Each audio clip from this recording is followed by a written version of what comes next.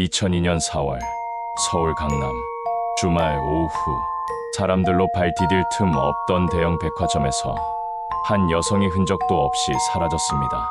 화려한 쇼핑백, 번쩍이는 네온 사인, 누구에게나 평범한 일상이 이어지는 장소였지만 그날 이후 이곳은 단 한 사람의 인생이 완전히 지워져 버린 기묘한 무대가 되었습니다. 결혼을 불과 한 달 앞둔 약혼녀의 증발. 처음엔 단순한 실종으로 보였습니다. 잠시 가출을 한 건 아닐까? 예상치 못한 사고를 당한 건 아닐까? 경찰도, 가족도, 약혼자도 처음엔 그렇게 믿으려 했습니다. 하지만 시간이 흐를수록 사건은 전혀 다른 결을 드러냈습니다. 그녀의 마지막 발자취가 가리킨 것. 그것은 단순한 실종이 아니었습니다. 그녀는 피해자였을 뿐 아니라 다른 사람의 삶을 빌려 살고 있었을지도 모릅니다.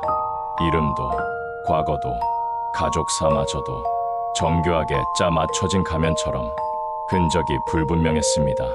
하루아침에 사라진 약혼녀. 그녀의 부재는 단순히 사람 하나의 증발로 설명되지 않았습니다. 퍼즐 조각들이 하나둘 모일수록 이 사건은 한 개인의 비극을 넘어 2002년 한국 사회 전체를 흔든 거대한 그림자의 일부였음을 암시했습니다. 지금 당신이 보고 있는 이 이야기는 단순한 미제 사건이 아닙니다. 누군가는 끝내 돌아오지 못했고 누군가는 진실을 알면서도 침묵했습니다. 그리고 20년이 지난 지금도 여전히 풀리지 않은 질문이 남아 있습니다. 그녀는 누구였을까요? 그리고 왜 사라져야만 했던 걸까요? 결혼을 앞둔 약혼녀의 증발.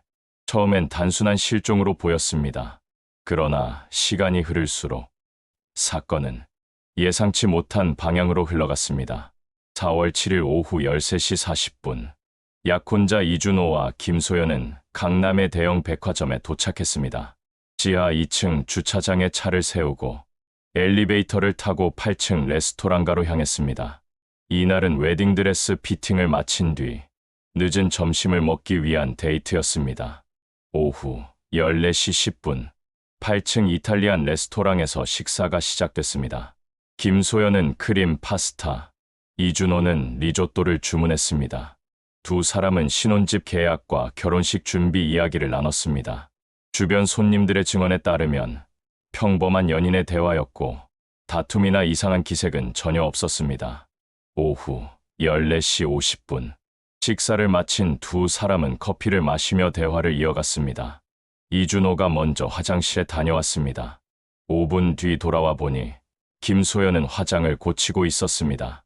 그것이 두 사람의 마지막 정상적인 대화 시간이었습니다. 오후 15시 정가, 김소연은 자리에서 일어났습니다. 저도 화장실 좀 다녀올게요. 핸드백을 챙겨들고 마지막으로 한마디 남겼습니다. 금방 올게요. 그러나 그녀는 약혼 반지를 테이블 위에 그대로 두고 갔습니다.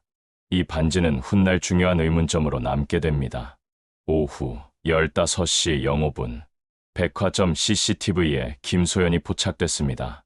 8층에서 엘리베이터를 타고 내려가는 모습. 그러나 2002년 당시 CCTV 화질로는 표정이나 세부 행동을 식별할 수 없었습니다.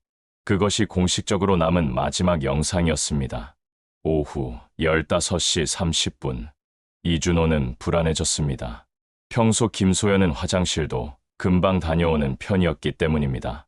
여자 화장실 입구에서 고객들에게 물었지만 아무도 그녀를 본 사람이 없었습니다. 오후 16시, 이준호는 안내데스크를 찾아갔습니다. 김소연 고객님께서는 8층 레스토랑으로 와주시기 바랍니다. 관내 방송이 백화점 전체에 울려 퍼졌습니다. 그러나 응답은 없었습니다. 오후 17시, 이준호는 백화점 보안팀의 도움을 요청했습니다. 보안 요원 2명이 함께 건물 곳곳을 수색했습니다. 화장실, 탈의실, 휴게 공간, 비상계단까지 뒤졌습니다. 그러나 김소연의 흔적은 어디에도 없었습니다. CCTV에도 오후 15시 05분 이후의 모습은 남아있지 않았습니다. 오후 18시 30분, 백화점 운영 시간은 끝나가고 있었습니다. 김소연의 휴대전화는 꺼져 있었고 삐삐도 응답하지 않았습니다. 보안팀장은 먼저 나가신 게 아니겠냐고 말했지만 이준호는 그럴 리 없다고 확신했습니다.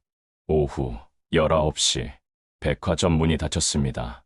이준호는 혼자 밖으로 나와야 했습니다. 김소연의 원룸으로 갔지만 집은 비어 있었습니다. 이웃들도 그녀를 보지 못했다고 했습니다. 그는 밤늦게까지 카페와 병원, 지하철역을 헤맸지만 소득은 없었습니다. 4월 8일 오전 9시 이준호는 결국 경찰서에 실종 신고를 했습니다. 당시 규정상 성인의 경우 24시간이 지나야 수사가 시작됐습니다. 그러나 그의 간절한 요청으로 예외적으로 수사가 착수됐습니다. 오전 10시 30분, 경찰은 백화점 CCTV를 분석했습니다. 하지만 화질은 낮았고 모든 출입구에 카메라가 설치되어 있지도 않았습니다. 당시 CCTV는 은행, 지하철, 대형 매장 일부에만 제한적으로 있었습니다. 오후 14시, 김소연의 회사에 연락했지만 동료들 역시 그녀와 연락이 닿지 않는다고 했습니다. 평소 성실한 직원이었는데 상사는 놀라움을 감추지 못했습니다. 그날부터 김소연은 공식적으로 실종자가 됐습니다. 오후 14시 55분에서 15시 05분 사이, 단 10분, 그 짧은 시간에 김소연에게 무슨 일이 일어난 것일까요? 왜 약혼 반지를 두고 갔을까요? 계획적인 행동이었을까요? 아니면 갑작스러운 상황에 휘말린 것이었을까요? 확실한 것은 단 하나. 그 10분 사이 한 사람의 인생이 완전히 바뀌었다는 사실뿐입니다. 4월 8일 오후 2시, 경찰의 본격적인 수색이 시작됩니다. 강남경찰서 수사팀은 김소연이 마지막으로 목격된 백화점을 중심으로 반경 2km 내 지역을 샅샅이 뒤졌습니다. 수색은 곧 지하철 2호선과 9호선, 강남역과 역삼역까지 확대됐습니다. 지하철 CCTV 확인도 진행됐습니다. 하지만 2002년 당시 CCTV는 개찰구와 승강장 일부에만 설치, 화질 역시 흐릿했습니다. 수백 명의 승객 속에서 김소연을 찾아내는 건 거의 불가능했습니다. 경찰은 여관, 모텔, 찜질방까지 확인했습니다. 당시엔 카드빚에 쫓겨 숨어 지내는 사람들이 많았기 때문입니다. 비슷한 체격의 여성들이 있었지만 김소연은 아니었습니다. 병원 응급실, 정신과 병동도 모두 조회했습니다. 혹시 사고를 당했거나 충격으로 기억을 잃었을 가능성을 배제하지 않았습니다. 서울 시내 주요 대형 병원 20여 곳. 하지만 그 어디에도 김소연은 없었습니다. 사건 발생 3일째 4월 10일 언론이 이 사건을 다루기 시작했습니다. 하지만 당시 한국 사회는 성인 실종 사건의 폭발기, 신용카드 대란으로 매일 수십 건의 신고가 쏟아지고 있었습니다. 지역 일간지 한 곳이 짧은 기사를 냈습니다. 백화점에서 사라진 20대 여성, 결혼 한 달 앞두고 실종. 관심은 크지 않았습니다. 언론은 카드 빚으로 사라진 사건들에 집중했기 때문입니다. 그러나 며칠 뒤 상황은 달라집니다. 김소연의 신원 조사 과정에서 이상한 점들이 드러나기 시작한 겁니다. 언론은 곧 제목을 바꿉니다. 실종 여성의 정체 의혹. 약혼자 이준호는 줄곧 말했습니다. 소연이는 도망칠 사람이 아닙니다. 그의 증언에 따르면 김소연은 성실하고 책임감이 강한 사람이었습니다. 회사에서도 인정받는 직원이었고 약속 시간을 어기지 않는 사람이었습니다. 연락 없이 30분만 늦어도 미안해하던 사람이에요. 하루 종일 연락이 안 된다. 그건 불가능합니다. 그녀가 빚이나 고민이 있었을 가능성도 부정했습니다. 결혼 준비로 돈이 부족하긴 했지만 빚은 없었어요. 저도 직장이 안정적이었고 큰 문제는 없다고 생각했습니다. 무엇보다 김소연은 결혼을 간절히 기다리고 있었습니다. 신혼집을 직접 알아보고 청첩장 디자인도 함께 고른 상태였습니다. 그런 사람이 왜 갑자기 사라져야 합니까?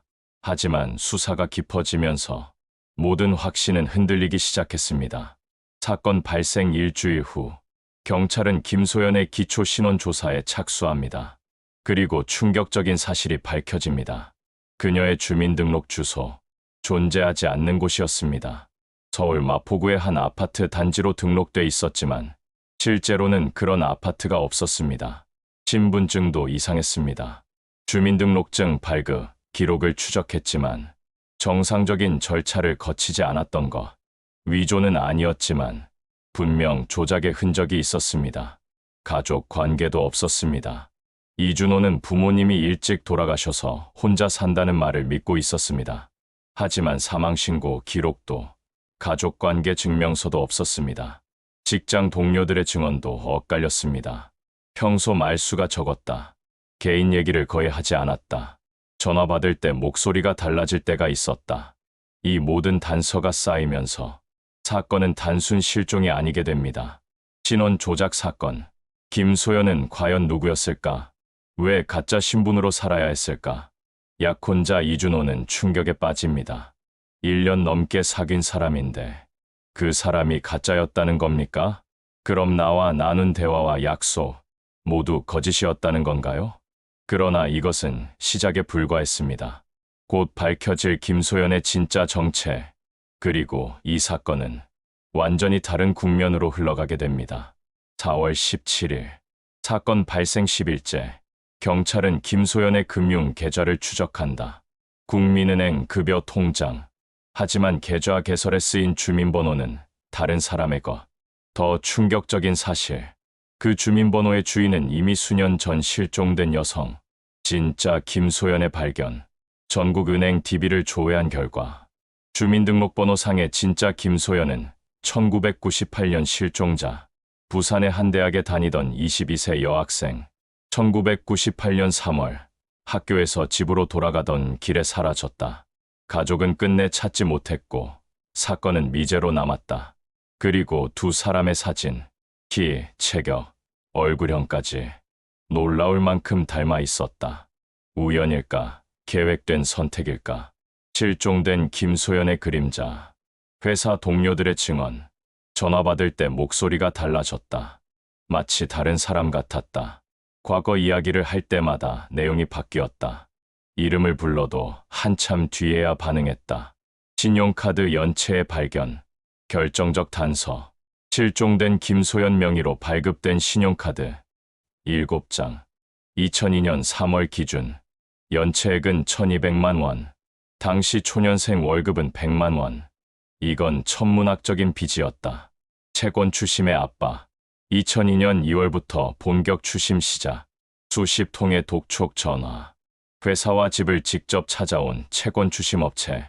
가혹한 방식. 직장에서 공개 망신. 가족들에게 연대 책임 요구. 경비원의 증언. 3월 말쯤 낯선 남자들이 찾아와 소리쳤다. 돈 갚으라고 난리를 쳤다. 소연 씨가 얼굴을 들지 못했다. 절망의 끝자락. 2002년 4월 초, 카드 빚은 불어나고 채권 추심은 거세졌다.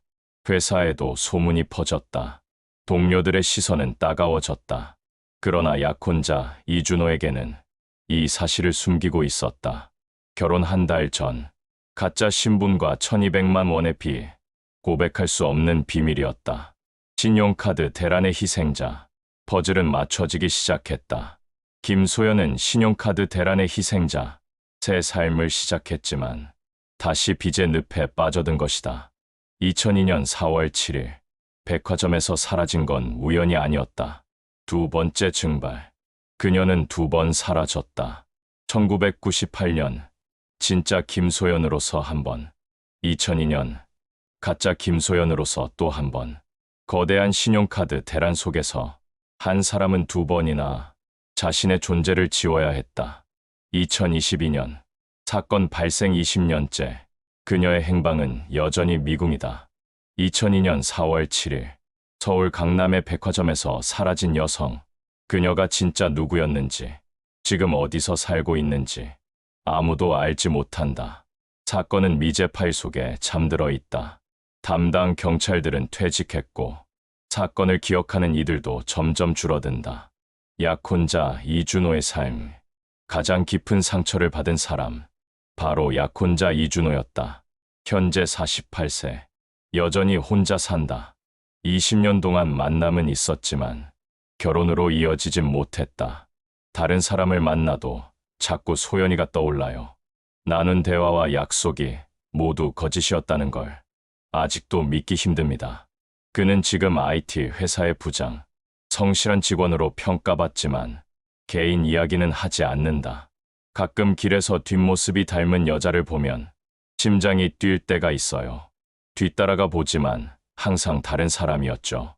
그는 지금도 그녀를 소연이라 부른다. 진짜 이름을 모르기 때문이다. 매년 4월 7일, 이준호는 그 백화점을 찾는다. 리모델링된 모습은 달라졌지만 그곳에서 그녀를 기다린다. 돌아온다면 그곳일 겁니다. 해외 밀항설. 20년간 제기된 추측.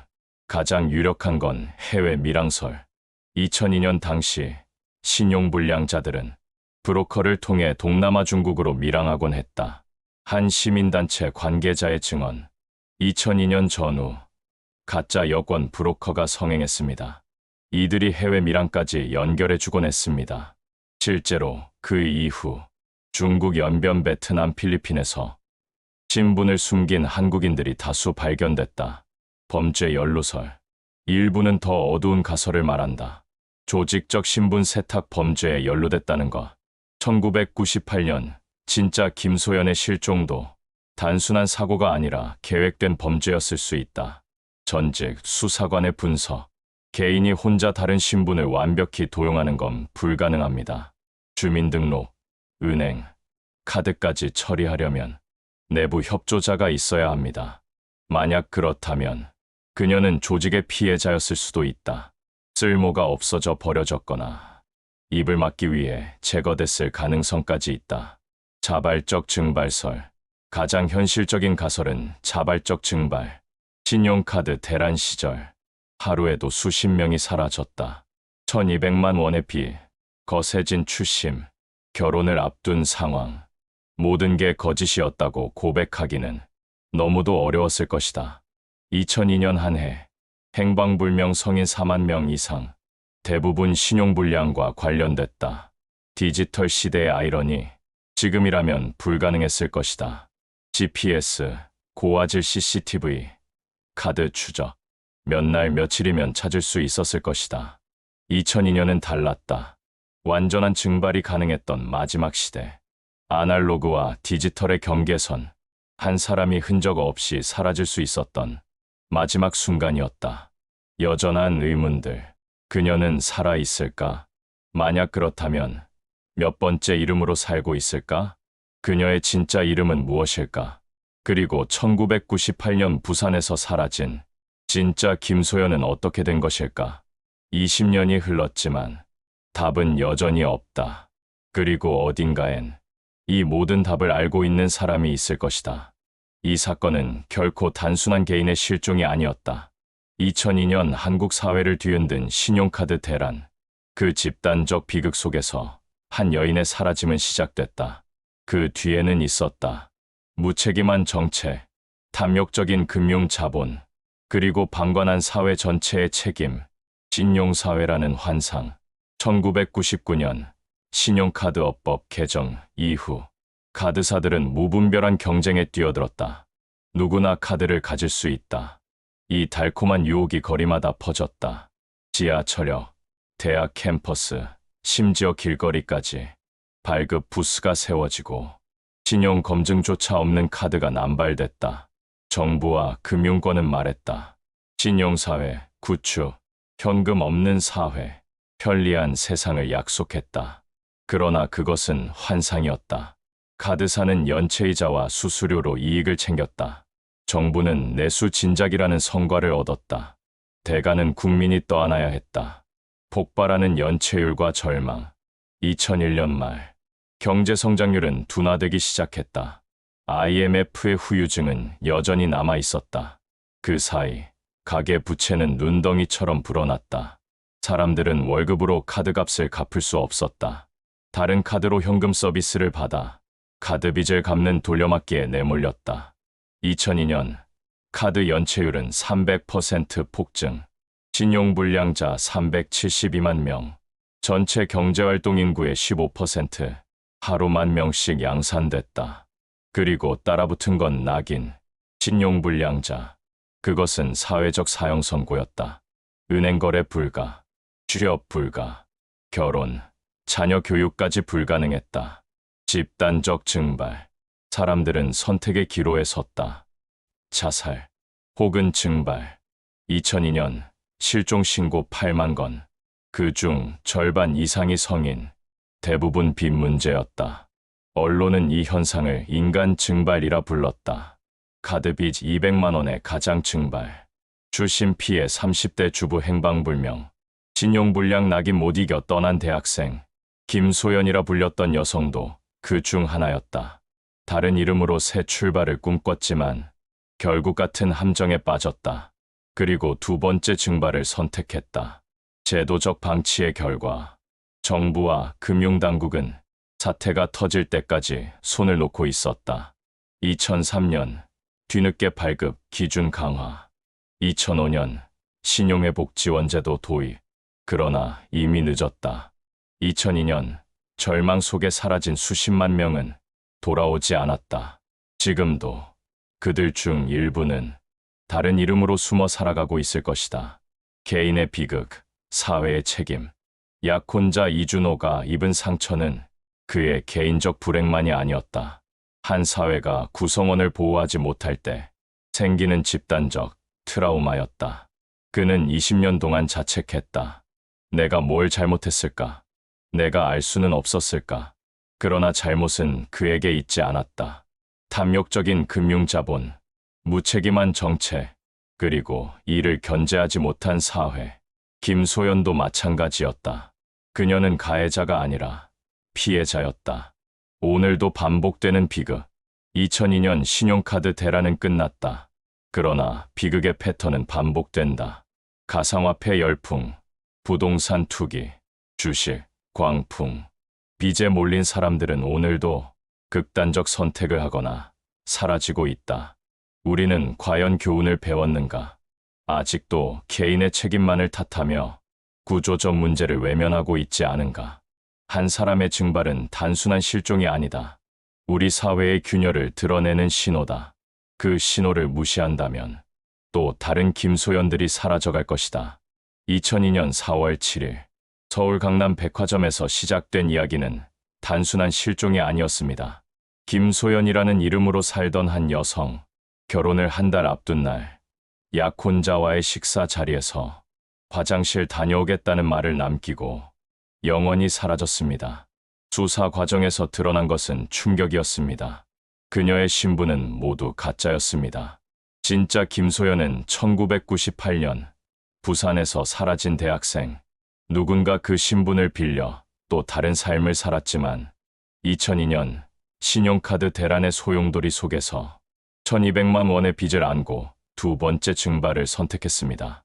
20년 후 남은 것들. 그녀는 누구였을까요? 지금 어디에서 살아가고 있을까요? 아니면 이미 이 세상 사람이 아닐까요? 해외로 밀항했을 가능성, 또 다른 이름으로 숨어 살 가능성, 혹은 범죄에 휘말려 생을 마감했을 가능성, 그리고 아직 풀리지 않은 수수께끼. 1998년 부산에서 사라진 진짜 김소연. 그 실종은 단순한 사고였을까요? 아니면 계획된 범죄의 시작이었을까요? 기다리는 사람. 단 한 사람은 여전히 그 자리에 서 있습니다. 약혼자 이준호. 48세가 된 지금도 매년 4월 7일이면 백화점을 찾아갑니다. 소연이가 돌아온다면 그곳을 찾을 거라고 믿습니다. 20년 동안 단 한 번도 깨지 않은 약속입니다. 시대의 증인. 이 사건은 한 개인의 비극이자 2002년이라는 시대의 초상입니다. 신용카드 대란. 하루 10,000명씩 양산되던 신용불량자들. 그리고 완전한 증발이 가능했던 마지막 시대. 오늘 같은 세상이라면 하루, 아니 몇 시간 만에 행방이 드러났을 것입니다. 그러나 2002년은 달랐습니다. 사람 하나가 완전히 사라질 수 있었던 시대였습니다. 당신의 추리는? 여러분은 어떤 결론에 도달하십니까? 그녀는 어디로 갔다고 생각하시나요? 해외 밀항? 국내 잠적? 혹은 더 어두운 결말? 댓글로 여러분의 추리를 들려주세요. 혹시 제가 놓친 가능성은 없을까요? 잊혀져가는 진실들. 김소연 사건처럼 시간 속에 묻혀버린 미제 사건들은 많습니다. 언론이 있고 사회가 외면한 진실들. 분노 연대기는 그 잊힌 목소리를 다시 꺼내 세상 앞에 드러냅니다. 함께 걸어갈 여정. 더 많은 숨겨진 이야기와 마주하고 싶다면 구독 버튼을 눌러주세요. 여러분의 구독 하나가 잊혀진 목소리를 되살리는 힘이 됩니다. 댓글로 여러분의 추리와 의견, 그리고 다뤄줬으면 하는 사건을 제안해 주세요. 이 여정은 저 혼자가 아니라 여러분과 함께 가는 길이니까요.